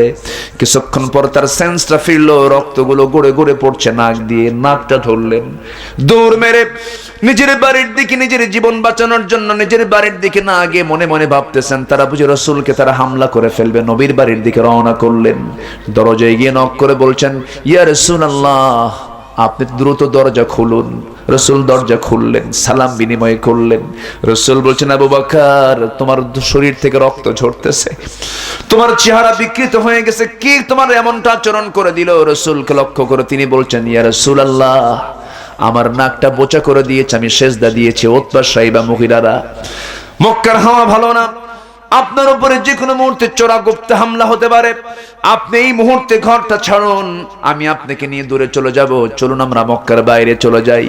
আমার নবীজি সঙ্গে সঙ্গে বলছেন, আবু বকর চলো, তোমাকেও নিয়ে যাও, জরুরি, তোমার তো অবস্থা খারাপ, চলো আমরা বাইরে যাই। তুমি কিছু খাইছো নাকি? না, কিচ্ছু খাই নাই। আমার নবীজি ব্যস্ত হয়ে পড়লেন, সামনে খুঁজতেছেন মেষের পাল, সামনে খুঁজতেছেন উটের পাল, কিছুই পেলেন না। ছাগলের একটা পাল পেলেন, ছাগলওয়ালাকে ডাক দিয়ে বলছেন, রাখাল শোনো, একটা সাগি দেবে নাকি? কেন, কি করবেন আপনি? রাসূল বলছেন, ও রাখাল, একটা সাগি দিলে পরে দুধ দহন করবো, আমার বন্ধু আবু বকর না খায় আছে, রক্ত ঝরতেছে, তার কিছু উপকার হবে। রাখাল বলছে, মন খারাপ করবেন না, আমি দিতে পারবো না, কারণ এই ছাগলগুলোর মালিক তো আমি নই, আমি একজন রাইল গানাম, আমি একজন রাখাল মাত্র, আমি এগুলো দিতে পারবো না। রাসূল এবার বলছেন, আহারে, এই তপ্ত মরুর ভিতরেও ঈমানহীন ব্যক্তির মধ্যে আমানতদারিতা আছে, ঈমানের গুণটা আছে। রাসূল খুশি হয়ে গেলেন। এবার রাখালকে লক্ষ্য করে বলছেন, রাখাল, আমি তোমাকে এমন একটা সাগি তোমার কাছে চাবো, যে সাগিটার ওলানে কোনোদিন দুধ আসে নাই, বাটে কোনোদিন দুধ আসে নাই, কোনোদিন পেটে বাচ্চা আসে নাই, ছোট্ট একটা সাগি দিলেও চলবে। রাখাল মুস্কি হাসি মেরে বলে, লোকটা কি মাথা খারাপ নাকি? ছোট্ট সাগি দিয়ে কি করবে? দেখি তো। ছোট্ট একটা সাগি পরীক্ষামূলক নিয়ে আসছে, নবীর সামনে দিয়ে ফেলছে। নবীজি আমার নিজের দুই পায়ের ঠিক মাঝখান বরাবর সাগিটাকে রেখে দিয়া সাগির পিছন দিকের দুই পায়ের মাঝখান বরাবর ওলানে হাতটা রেখেছেন। নবীর হাতের বরকত কে দিয়েছেন? আসতে বলবেন না, কে দিয়েছেন? আকাশের চাঁদ দ্বিখণ্ডন করেছেন নবীর শাহাদাত আঙ্গুলে দিয়ে, মুহাম্মদ সাল্লাল্লাহু। ইনশাক্কাল কমর, বুখারীর বর্ণনা, ইনশাক্কাল কমর, রাসূল আকাশের চাঁদ দ্বিখণ্ডন করেছেন। সেই নবীজি ওই ছোট্ট সাগির ওলানে হাত দিলেন, বাটে হাত দিলেন, দুধে পরিপূর্ণ হয়ে গেছে। রাখালকে ডাক দিয়ে বলছেন, রাখাল, একটা বাটি দাও তো। রাখাল আশ্চর্য হয়ে দৌড় মেরে গিয়ে বাটি নিয়ে আসছে। বাটি রাসূলের হাতে দিয়ে রাসূল নিজে দুধ দহন করছেন। আমার নবী ছিলেন ছাগলওয়ালা, আলহামদুলিল্লাহ বলেন। আদম থেকে শুরু করে নিয়ে আমার নবী পর্যন্ত এমন কোন নবী নাই যে নবীকে আল্লাহ তাআলা ছাগল চড়ান নাই। আল্লাহু আকবার বলেন। সব নবী ছাগলওয়ালা ছিলেন, বিশেষ করে বিশেষ ছাগল চড়াইছেন কোন নবী বলেন? এই তো, আলহামদুলিল্লাহ বলেন। এত সুন্দর শ্রোতা আমি পেয়েছি আজকে, আলহামদুলিল্লাহ। কোন নবী সবচেয়ে বেশি ছাগল চড়াইছে? মুসা। কত বছর? একটা না 10 বছর? হ্যাঁ, একটা না কয় বছর? 10 বছর। রাগ সবচেয়ে কোন নবীর ছিল? আর ছাগল খুব শান্ত প্রাণী না? ছাগল শান্ত? ছাগল কি সোজা না একটু বাঁকা? ছাগল যদি একবার ব্রেক মারা পর্যন্ত সামনের দুই পা যদি একবার মাটিতে ফেলে দেয়, মাটিতে একবার যদি বসায় দেয়, দড়ি ছিঁড়ে যাবে, মাগার ও নড়বে না, তুই যা, আমি যাব না। সেই ছাগল পালনের দায়িত্ব দেওয়া হয়েছিল 10 বছর। ছাগল তিনি চড়িয়েছেন। আল্লাহ তাআলা তাকে ধৈর্যের পরীক্ষায় তাকে 5 নম্বর দিয়ে আল্লাহ তাআলা তাকে নবুয়ত দিয়েছেন। যেরকম সুবহানাল্লাহ। আজকে আমার আলোচনার সাবজেক্ট ওই দিকে না, আমি এই দিকে আলোচনা করছি। আমি কি শেষ করে দেব? আলোচনা চালাবো? জোরে বলি ইনশাআল্লাহ।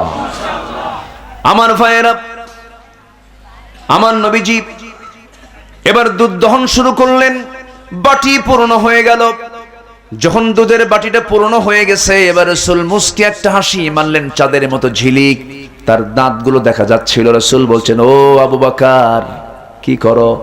এই যে দুধটা পান করো, কিছুক্ষণ আগে এখন বরকতের দুধ খাও। বাটিটা দিয়ে দিলেন। আমার নবীজি দেখতেছেন আবু বকর এত পরিমাণ দুধ পান করছিলেন, প্রচুর রক্তক্ষরণ হয়েছে, বাঁচবে না। তিনি তৃপ্তি সহকারে দুধটা পান করলেন, এত খাওয়া খাইলেন, কিন্তু ওই বাটির দুধ এক চুল পরিমাণ কমলো না। আবু বকর বলছেন, হুজুর, দুধ তো খায়, পেটও ভরে, কিন্তু দুধ তো কমে না। রাসূল বলেন, আবু বকর, এই দুধ তো সেই দুধ না, এটা বরকতের দুধ, দুধ তোমরা কমাতে পারবা না। যেরকম সুবহানাল্লাহ। খাও আবু বকর, হিসাব করে না, খাইতে থাকো। মার খাইছো, এখন খাও। খেয়ে খেয়ে তৃপ্তি মরে দুধটা পান করে নেবার বলছেন, ও আবু বকর রাখালকে দাও, ওই রাখালটারে দাও। রাখাল তো আমার ছাগল দিতে চাইলো না, রাখালটারে দিয়ে দাও। রাখালকে দেওয়া হলো। রাখাল বিসমিল্লাহ বোঝে না, রাসূল বিসমিল্লাহ বলে দিলেন। বিসমিল্লাহর বরকত আছে না নাই? সব কাজে বলবো কি? সব কাজে, সকল কাজের শুরুতে হারাম কাজে কোনো বিসমিল্লাহ বলা যাবে না। অতএব যে কাজে বিসমিল্লাহ বলা যাবে না সেই কাজে আমরাও যাব না। যে ব্যক্তি যে কাজে আল্লাহর নাম নেওয়া যায় না সেই কাজগুলো বাদ দিলেই তো সে জান্নাত পেয়ে যায়। সুবহানাল্লাহ বলেন। অনেকে বলে হুজুর বিড়ি খাওয়া কি, প্রশ্ন করে, মানে উনি জায়েজের চেষ্টায় আছে, আছে না নাই? আপনি কোন তো বিড়ি খাওয়ার দোয়া কি করবেন আপনি বলেন? যৌক্তিক একটা দিক থাকে তো, বলেন বলা যাবে কিছু? কি বলবেন আপনি? কিন্তু কোন নবীও খায় নাই, কোন আল্লাহর ওলিরা খায় না। এখন অবশ্য কিছু গাঁজাখোর আছে, ওরা আল্লাহর ওলি দাবি করে, আছে না নাই? খায় যা, দিল কর তাজা, ইসমে জালাল, গাজার কলকি খাওয়া হালাল, আছে না নাই? এগুলো বদমাইশ। সেগুলো কি বদমাইশ? কোন নেশার সাথে ইসলামের কোন সম্পর্ক, কোন নেশা ইসলামে অনুমোদন নাই। সব নেশা হারাম, একদম পাকা কথা। কোন নেশার সাথে ইসলামের সম্পর্ক নাই। অনেকদিন আগে এক বুড়ো চাচা, কুড়িগ্রাম হবে মেবি, কুড়িগ্রাম কি ঠাকুরগা, আজ থেকে আরো 17 বছর আগের কথা বলছি আমি। এক বুড়ো চাচার সামনে দাঁড়ায় বলে, হুজুর একটা কথা বলি কি? আপনি যে কথাগুলো বললেন আমার তো খুব টেনশন হচ্ছে। কেন? কবরে কি কোনো বিড়ি পাওয়া যাবে না? কি চিন্তা তার, দেখেন। আল্লাহ তাআলা এই জান্নাতবাসীকে এই পচা জিনিস খাওয়াবে কোন তো? হ্যাঁ, যা খাইলে পরে লিভার পয়সা শেষ হয়, যা খাইলে পরে গন্ধে কাছে যাওয়া যায় না। আর এই পচা জিনিস কি জান্নাতে দেবেন আল্লাহ? জান্নাতের খাবার খেয়ে বুড়া হবে না যুবক হবে? আর দুনিয়ার খাবার খায় কি হয়? বুড়া হয়। আর জান্নাতের খাবার খায় কি হবো আমরা? যুবক। যৌবন বাড়বে, আরো যৌবন ডাবল ডাবল হবে। আল্লাহু আকবার বলেন। নদীর পানির নহর থাকবে, দুধের নহর থাকবে, শরাবের নহর থাকবে, মধুর নহর থাকবে। আল্লাহু আকবার। সবাই কি জান্নাত নেব না ইনশাআল্লাহ? জান্নাতে হুর থাকবে যুবকরা, জান্নাতে কি থাকবে? হুর। এমন হুর থাকবে তারা এত সুন্দর হবে, ডাহুক ডাহুক চাহনি থাকবে তাদের। তাদের চুলগুলো কালো কেশওয়ালা হবে, চামড়াগুলো এত স্বচ্ছ কাচের মতো হবে যে উপর থেকে নিচের হাড় রগ পর্যন্ত সব স্বচ্ছ কাচের মতো দেখা যাবে। সেই হুরগুলো নিবা না? এই যুবকরা, এই সবাই নেবেন না আপনারা? এই চাচাও কহে নেব, চাচি জানলে খবর আছে।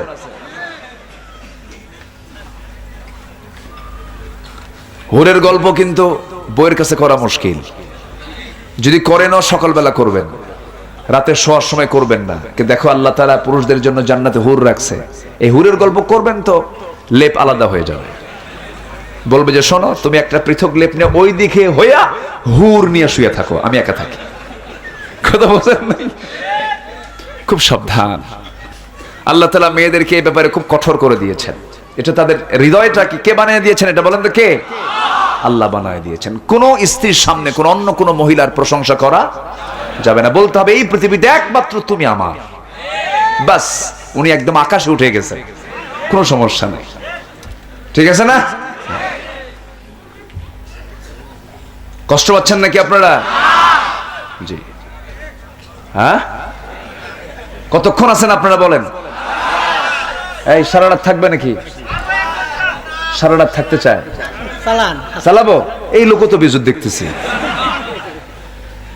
জি, খুব ভালো মানুষ আপনারা, বলি আলহামদুলিল্লাহ। আমার নবীজি বলছেন, রাখাল বিসমিল্লাহ খাও। বিসমিল্লাহ কইছে, খাওয়া শুরু হয়েছে। সেই রাখালটাও খায়, দুধ কমে না, পেট তৃপ্তি হয়ে যায়, খাওয়া তৃপ্তি হয়ে যায়, পান করা তৃপ্তি হয়ে যায়। রাসূল বলছেন, শোনো আমার আবু বকর, এই জায়গায় আমার শুধু পরিচিত নয়, আরো কিছু আল্লাহর বান্দাও যদি এখানে থেকে যেত, তারাও যদি বাটিতে মুখ রাখতো, তাদের দ্বারাও এই বাটির দুধ ফুরাতো না যতক্ষণ না আমি নবীজি আমার ঠোঁটটা এই বাটিতে না লাগাবো। নবীজির মুআজিজা প্রকাশ পেয়ে গেল। মুআজিজাতুর রাসূল সাল্লাল্লাহু আলাইহি ওয়াসাল্লাম বহু মুজিজা আমার নবীর দ্বারা সংগঠিত হয়েছে। সকল আম্বিয়া কেরামকে মুজিজা আল্লাহ তাআলা দিয়েছেন। কে দিয়েছেন? আল্লাহ তাআলা দিয়েছেন। আমার নবী অনেক লম্বা কথা। ওই কাবার চাবি আল্লাহ রাসূল বলেছেন, ও ওসমান, ওই চাবিটা একদিন কার হাতে আসবে? রাসূল বলেছেন আমার হাতে আসবে। রাসূলের হাতে কেমনে আসলো আজকে এটা শেষ করব, জোরে বলি ইনশাআল্লাহ। ঠিক আছে না? শেষ করব। আমার ভাইয়েরা, নবীজি করলেন কি? আমার নবীজি এবার বাটিটা হাতের মধ্যে নিয়ে তিনি অবশিষ্ট দুধগুলো বিসমিল্লাহ বলে পান করে শেষ করে ফেললেন। আমার নবীজি সারা জীবন আগে খেয়েছেন না আগে খাওয়ায় দিয়েছেন? এমনকি বাড়ির বউ পর্যন্ত আম্মা জান আয়েশা বলেন, আমি নবীর সঙ্গে দাম্পত্যময় জীবন কাটিয়েছে যতদিন পর্যন্ত।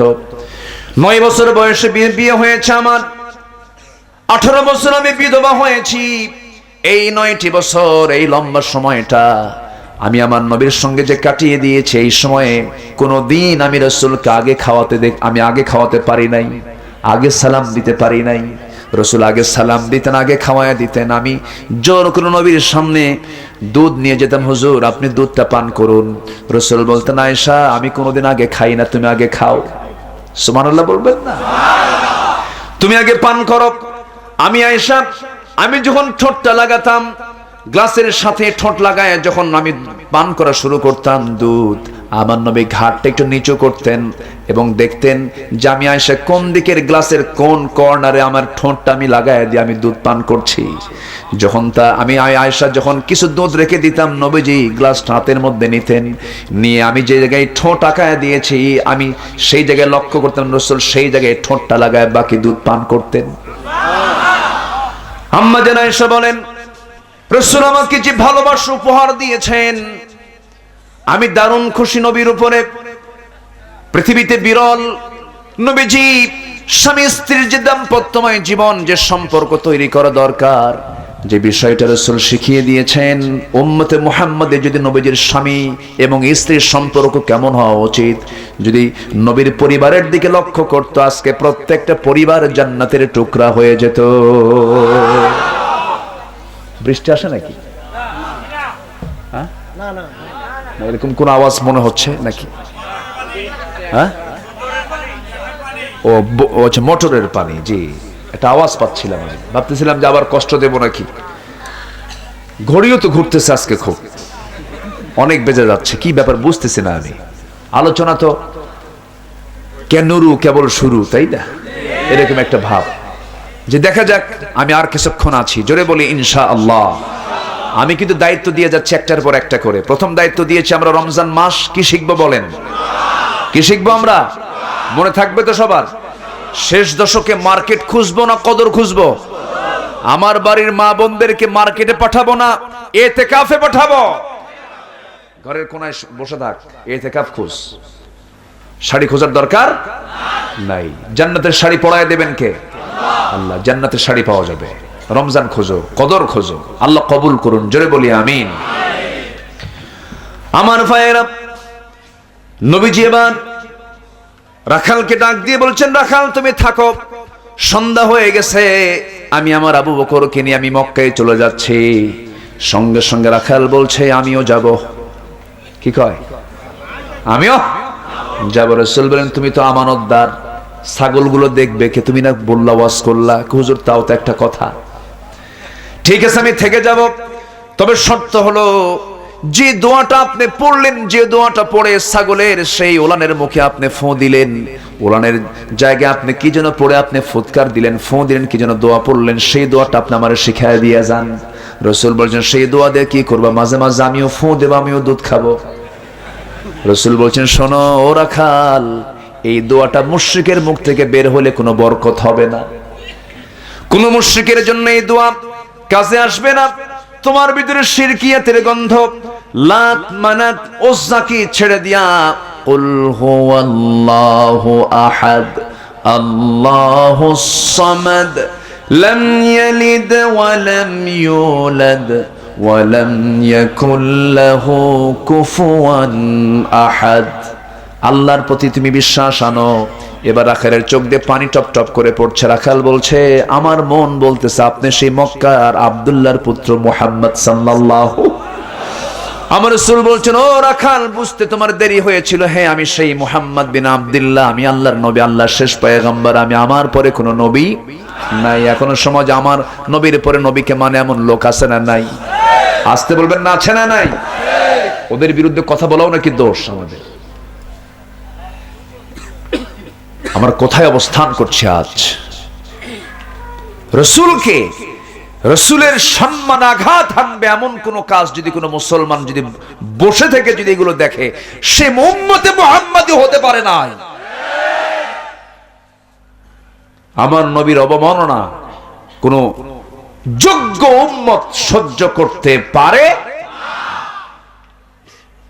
আফসোস লাগে। সম্প্রতি কয়েকদিন আগে জাহান্নামের এক কীট তাসলিমা নাসরিন, সে তার স্ট্যাটাসে লিখেছে, তোমাদের নবী মুহাম্মদ মদিনার মাটিতে পৌঁছে গেছে, গলে গেছে।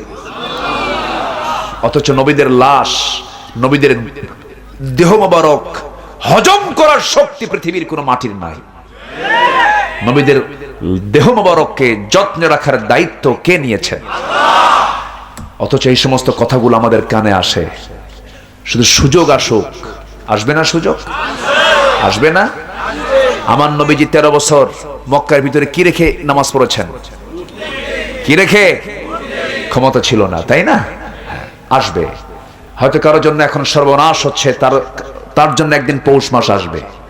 আসবে কিনা বলেন? আসবে কিনা বলেন তো? ফেরাউন কি কখনো কল্পনা করেছিল? ফেরাউন কি কখনো কল্পনা করছিল যে এই দরিয়াতে আমার সুবান খায় মরতে হবে? কখনো কি ভাবছিল? মরার তো 1 মিনিট আগেও বোঝে নাই সে। ফেরাউন মুসা আলাইহিস সালাতু ওয়াস সালাম কি দরিয়াতে চুবানোর জন্য চতুর্দিক থেকে সেনাবাহিনী রেডি করে মুসাকে পানিতে চুবায় মারবে। আল্লাহ বললেন, মুসাকে না, ব্যক্তি চেঞ্জ হবে তুই।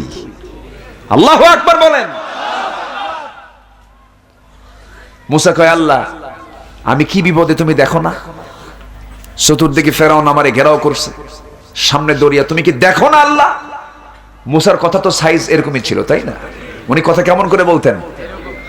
মানে এদিক সেদিক করে মহাব্বত না, সোজা শুধু, তুমি আল্লাহ দেখো না? অডিও কলে তিনি প্রায় কথা বলতেন। অডিও কল আছে না ফোনে? ফোন কল কয় প্রকার? একটা অডিও, আর একটা কি ভিডিও। সারা জীবন অডিও কল দিচ্ছেন। একদিন কয়, আল্লাহ একটু ভিডিও মারি। সুবহানাল্লাহ। আল্লাহ বলতেছে, ভিডিও কেন? কেন? আল্লাহ একটু শখ হয়েছে, একটু দেখবো। আল্লাহ বলেন, লান তারানি, আমাকে দেখতে পারবা না, কখনো না। যদি দেখতে চাও, কেন আমি দেখবোই আল্লাহ, তাহলে তুর পাহাড়ে আয়। তুর পাহাড় ছিল 900 মাইল দূরে। মুসা মুসকে মুসকে হাসি মেরে কয়, আল্লাহ তোমার কারবার বুঝি আমি। কেন? আশেপাশের কত পাহাড় আছে, সেই নাম না নিয়ে তুর পাহাড়ের নাম নিছো। 900 মাইল তুমি ভাবছো আমি যাবো না? আমি মুসাও কম না, দৌড়ে যাবো। যাও, জোরে কান সুবহানাল্লাহ। মুহাব্বত কাকে বলে? যাকে মোহাব্বত করা যায় তাকে কিন্তু ধমক দেওয়া যায়।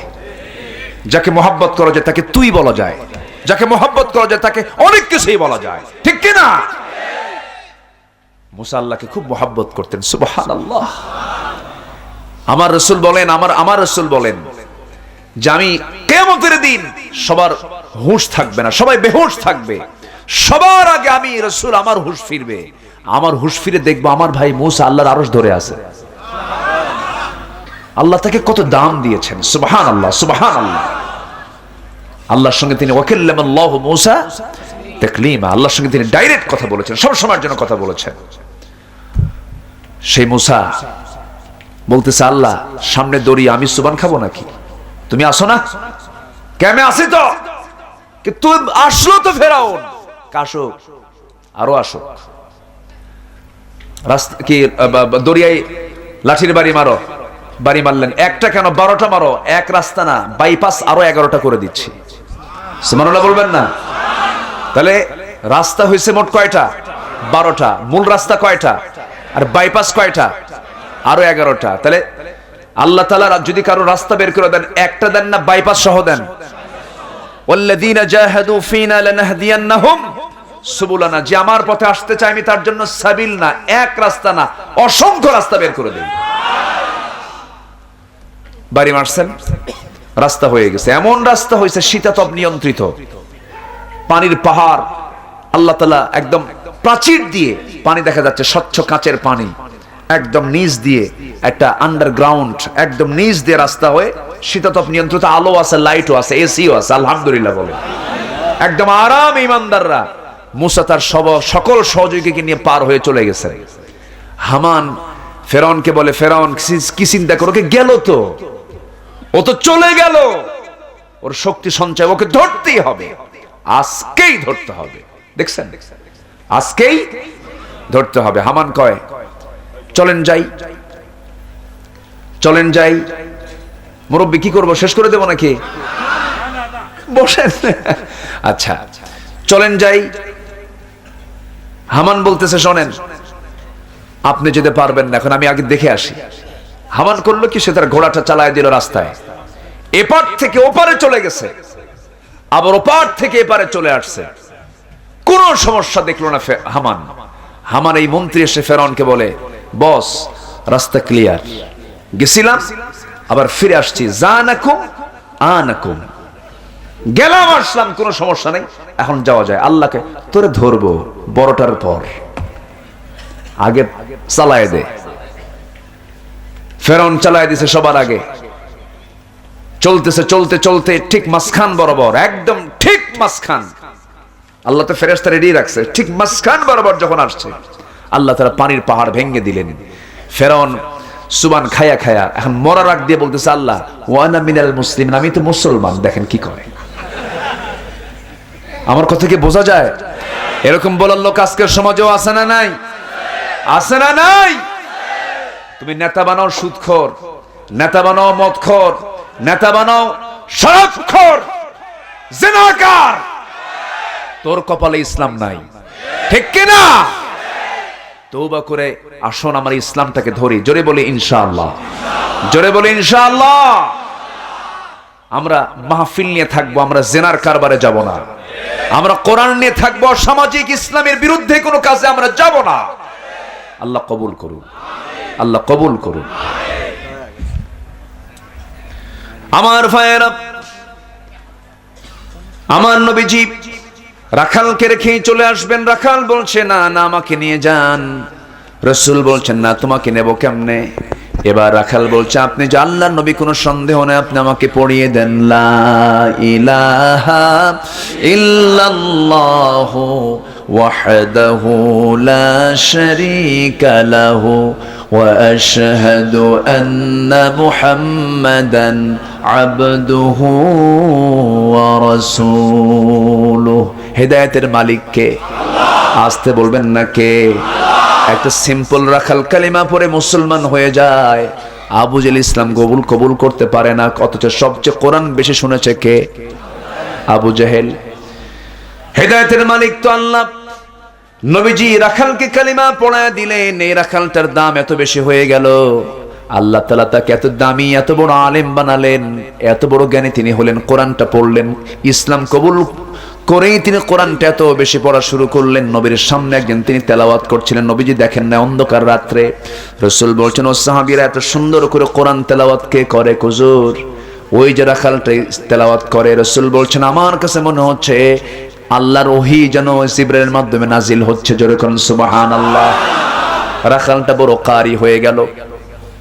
আমার নবীজি বললেন, ও সাহাবীরা, আমার আব্দুল্লাহ ইবনে মাসউদ যেমন করে তেলাওয়াত করে তেমন করে তেলাওয়াত করবা।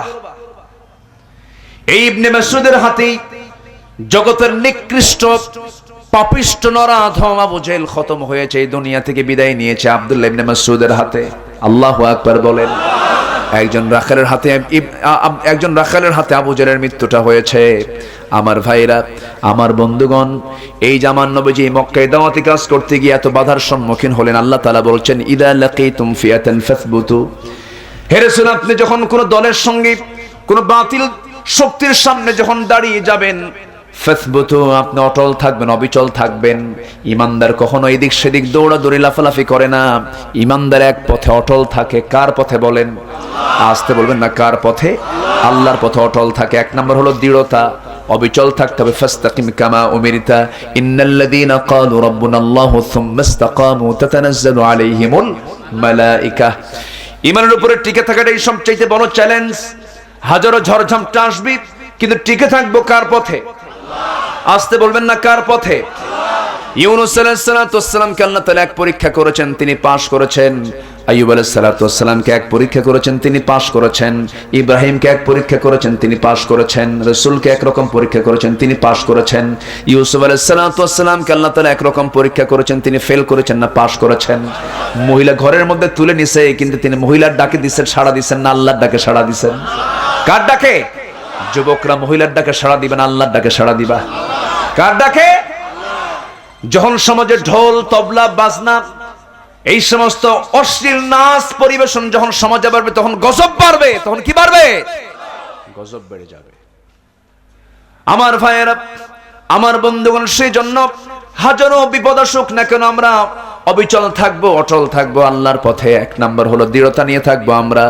নাম্বার 2 হলো ওয়াযকুরুল্লাহ কাসীরা, সব জায়গায় জিকির করবে সবচেয়ে বেশি কার? আসতে বলবেন না, কার? সবচেয়ে বড় জিকির হলো কোরআন তেলাওয়াত করা। সবচেয়ে বড় জিকির হলো 5 ওয়াক্ত নামাজ পড়া। জোরে বলি আলহামদুলিল্লাহ। 5 ওয়াক্ত নামাজ পড়বেন কারা কারা? একটু হাত তুলে দেখান তো দেখি। জোরে বলি ইয়া আল্লাহ। আরো জোরে বলি ইয়া আল্লাহ। আমাদেরকে 5 ওয়াক্ত সালাত আদায় করার তৌফিক তুমি আল্লাহ দিয়ে দাও। জোরে বলি আমিন। আরো জোরে আমিন। আরো জোরে আমিন। 6টা কাজ আমরা শিখে যাব সূরা আনফাল থেকে। যেখান থেকে তেলাওয়াত করেছি 2টা শিখলাম। একটা হচ্ছে আমরা অটল থাকবো, জোরে বলি ইনশাআল্লাহ। নাম্বার 2 হলো আমরা জিকির করব কার? আস্তে জিকির করব কার? জিকির কাকে বলে? এটা জিকির না। জিকির মানে হলো নামাজ, জিকির মানে হলো কোরআন তেলাওয়াত করা। সামনের মাস হবে কিসের তেলাওয়াতের মাস? কোরআন তেলাওয়াতের মাস। নাম্বার 3 হলো আনুগত্য করবে আল্লাহর, আনুগত্য করবে রাসূলের। আনুগত্য করবে কার? আনুগত্য করবে রাসূলের। নাম্বার 3 হলো নিজেদের মধ্যে তোমরা বিবাদ সৃষ্টি করবে না। ওয়ালা তানাজাউ, নিজেদের মধ্যে তোমরা বিবাদ সৃষ্টি করবে না। ওয়ালা তাফাররাকু, ফারাক সৃষ্টি করবে না। তোমরা এক হয়ে যাবে। যদি বিবাদ সৃষ্টি করো জেনে রেখে দিও তোমরা কিন্তু হেরে যাবে। তোমরা কি? হেরে যাবে। তোমাদেরকে শেষ করে ফেলবে বাতিলরা। এই জন্য তোমরা বিবাদ সৃষ্টি করবে না। নাম্বার 5 হলো ওয়াসবিরু, ধৈর্য ধরবে, ধৈর্য ধরবে। ধৈর্যের পুরস্কার হলো আল্লাহ বলছেন যার ভিতরে ধৈর্য আছে তার জন্য জান্নাত আছে। যেরকম সুবহানাল্লাহ। যেরকম পারিবারিক জীবনে ধৈর্যের দরকার আছে না নাই? স্বামী স্ত্রীর মধ্যে দ্বন্দ্ব লেগেছে, এখানে সবচেয়ে বেশি ধৈর্য ধরবে কে? আল্লাহ। আল্লাহর সব দায়িত্ব দিবেন না? এত সুন্দর মানুষ আপনারা, আমি খুবই আজকে মজা পাচ্ছি আলহামদুলিল্লাহ। অ্যাকচুয়ালি সভাপতি মহোদয়, আমার দিলটা আজকে ভরে গেছে। আমার মনে হচ্ছে কি জানেন, আমি আরো ওয়াজ করি, কিন্তু সময় তো নাই। সময় আছে? আগ্রহ আছে আপনাদের? বেশি রাত কেন করি না? ফজরের সময়টা থাকে। ফজরের সময় তো জরুরি একটা বিষয়। যারা নামাজ পড়ি তাদের একটু এই জিনিসটা আবার খেয়াল থাকে। হুজুর আপনি তো ওয়াজ করছেন, আমার নামাজ তো পড়তে হবে। সব দেখি ও দেখেন ঠিক আমার পক্ষে লোক আছে কিছু। হ্যাঁ, বলি আলহামদুলিল্লাহ। তাহলে স্বামী স্ত্রীর মধ্যে গন্ডগোল লাগছে, ধৈর্য ধরবে সবচেয়ে বেশি কে? স্বামী। হ্যাঁ, এটা যেন মাথায় থাকে। আমার মায়েরা খুব খুশি, হুজুর ভালো করে রাখুন, খুব রাগ। প্রবাসী দেশের বাইরে থাকে, বউটা কত কষ্টে থাকে, প্রবাসে থাকে তারাও কষ্ট করে। যারা দেশে থাকে, যারা বউ থাকে তারাদের কষ্ট হয়। স্বামী ছাড়া একাকী থাকে তারাদের কষ্ট হয়। প্রবাস থেকে ফোনে কথা বলতে বলতে কি রাগের রাগ, ফোনের মধ্যেই কয় যা সংসার দরকার নাই, তালাক। আছে না নাই? তালাক টালাক দিয়া আমাদের কাছে দেয় ফোন। হুজুর আপনার ওয়াজ খুব শুনি, হুজুর খুব ভক্ত আপনার। আমি কই মতলব কি? হুজুর কাম তো সারছি। কি কাম সারছো? হুজুর একদম মার্ডার কেস। কি মার্ডার কেস? হুজুর বউরে তালাক দিছি এবং শাশুড়ি সহ তালাক দিছি। শাশুড়িকে তালাক দিলা মানে কেন? শাশুড়ি কি তালাক হয় নাকি? হুজুর ওটার উপর রাগ বেশি, ওটার জন্যই কর্মকাণ্ড হয়েছে। আবার ঠিক কই? ঠিক।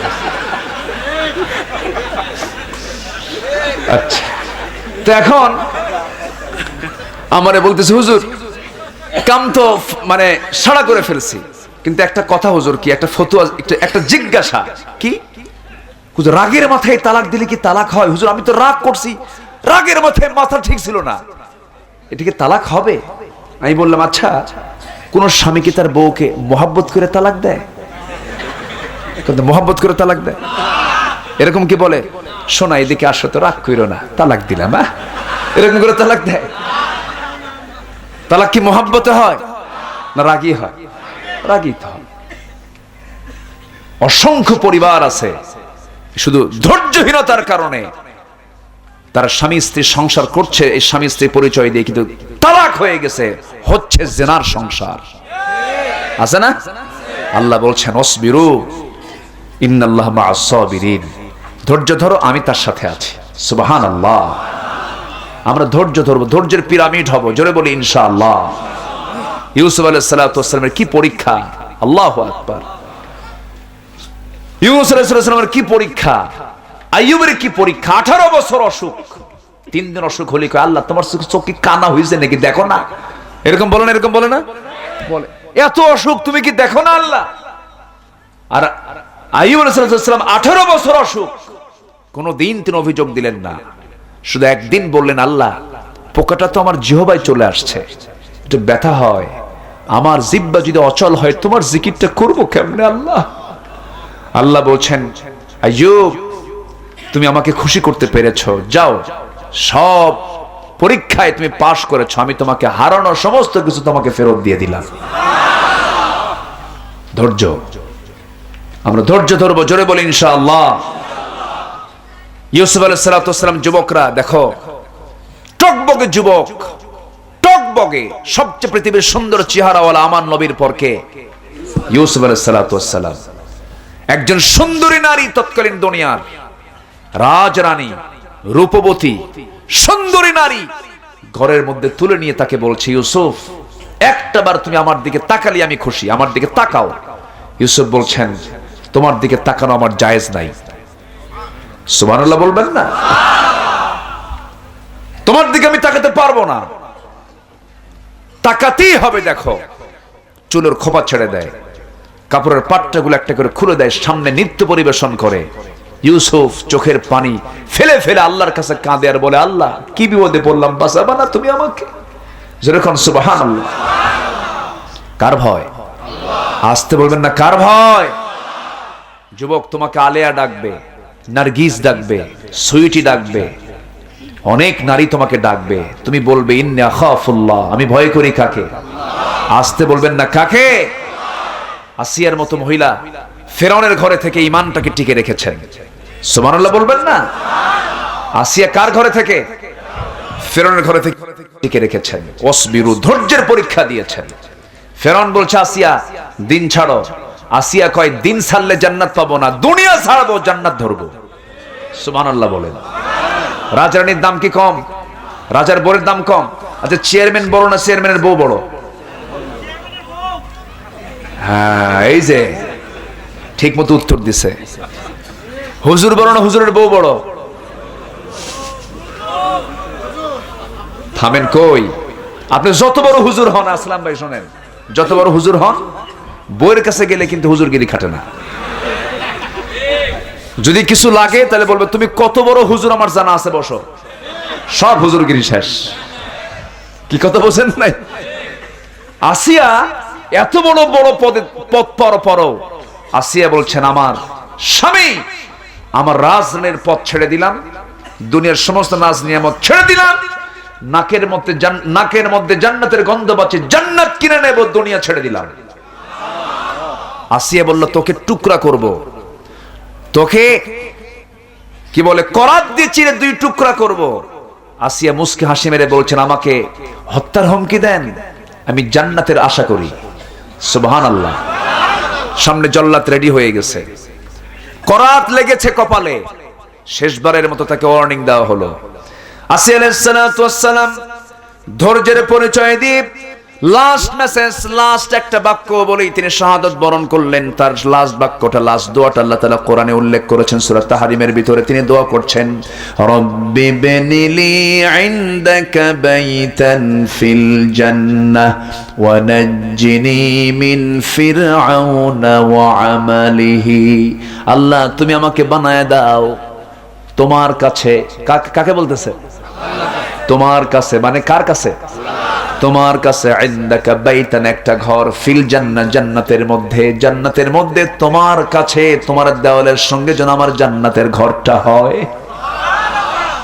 কি পরিমাণ আল্লাহকে কাছে টানলে পরে এই রকম করে দোয়া করা যায়। আসিয়া হাসতে হাসতে দুনিয়া ছেড়ে দিলেন, দুনিয়ার সকলকে বুঝায় দিলেন, ধৈর্যের পরিচয় দিয়ে ইমানের পথে এমন করেই টিকে থাকতে হয়। ও মুসলমানেরা, তোমরা জেনে রেখো, জোরে বলি সুবহানাল্লাহ। নাম্বার 6 হলো লোক দেখানো, অহংকার প্রকাশ করে কোনো কাজ করা যাবে না। অহংকার দেখাবে ইমানদার না বেঈমানেরা। বেঈমানদের ভিতরে কি থাকে? অহংকার থাকে। ইমানদাররা কখনো অহংকারী হয় না। অহংকার আছে যার ধ্বংস আছে তার, বিনয়ী ভাব আছে যার উন্নতি আছে তার। আমরা বিনয়ী হব না অহংকারী হব। প্রতিশোধ নেব না ক্ষমা করব, প্রতিশোধ নেব না ক্ষমা করব। আপনাকে কেউ থাপ্পড় মেরেছে, ব্যক্তিগত আক্রোশ, আপনি তাকে মাফ করবেন, আল্লাহ আপনাকে জান্নাত দিয়ে দিবেন। ব্যক্তিগত বিষয়, কিন্তু দিন নেই, ইসলাম নেই, কেউ কোনো কথা বলবে ছেড়ে দেওয়া যাবে না।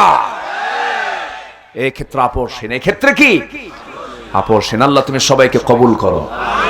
আমার ভাইয়েরা, অহংকার মানুষকে শেষ করে দেয়। ক্ষমতার অহংকার আছে না নাই? আছে না? ক্ষমতার অহংকার কিন্তু আছে। ক্ষমতার অহংকার দেখিয়েছিল ফেরাউন, শেষ করেছেন কে? ক্ষমতার অহংকার দেখিয়েছিল আবু জেহেল, শেষ করেছেন কে? এই জন্য 3টা জিনিস যার মধ্যে থাকবে তার জন্য সর্বনাশ হবে। নাম্বার 1 হলো যে ব্যক্তি কৃপণ হবে, যে ব্যক্তি কি হবে? কৃপণ হবে। নাম্বার 2 হলো নিজের নফসের খেয়াল খুশি মতো যে চলবে সে ধ্বংস হয়ে যাবে। আর নাম্বার 3 হলো অহংকার যে করবি।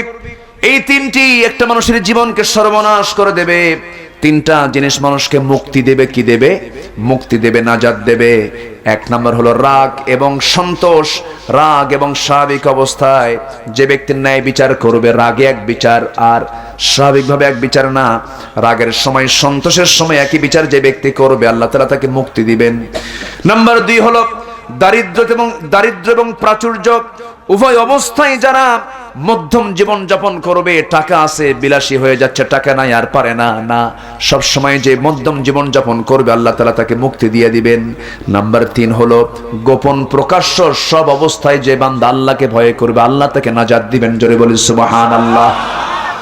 মাহফিল আসলে বিশাল বড় বুজুর্গ হয়, যাত্রায় গেলে আবার বিশাল বড় নাট্যকার হয়। আছে না নাই? এমন লোক আছে না নাই? আছে। এগুলো করা যাবে না। 3টা জিনিস মানুষের মর্যাদা বৃদ্ধি করে। নাম্বার 1 হলো মানুষকে খাওয়ানো, বেশি বেশি সালামের প্রচলন করা। 3 নাম্বার হলো রাতে জেগে জেগে আল্লাহকে সন্তুষ্ট করা। এই 3টা কাজ মানুষের মর্যাদা বাড়ায় দেয়। 3টা জিনিস গুনাহ মাফ করে, 3টা জিনিস যার মধ্যে থাকবে আল্লাহ তার গুনাহ মাফ করে দেন। নাম্বার 1 হলো শীতের সময় নিখুঁতভাবে ওযু করা, এক সালাতের পর আরেক সালাতের জন্য অপেক্ষা করা, আর সালাতের জন্য জামাতে নামাজ আদায় করা। এই 3টা কাজ যে ব্যক্তি করবে আল্লাহ তাআলা তাকে তার গুনাহগুলো সমস্ত কিছু মাফ করে দেন। জোরে বলি সুবহানাল্লাহ। আমরা আমল করব, জোরে বলি ইনশাআল্লাহ।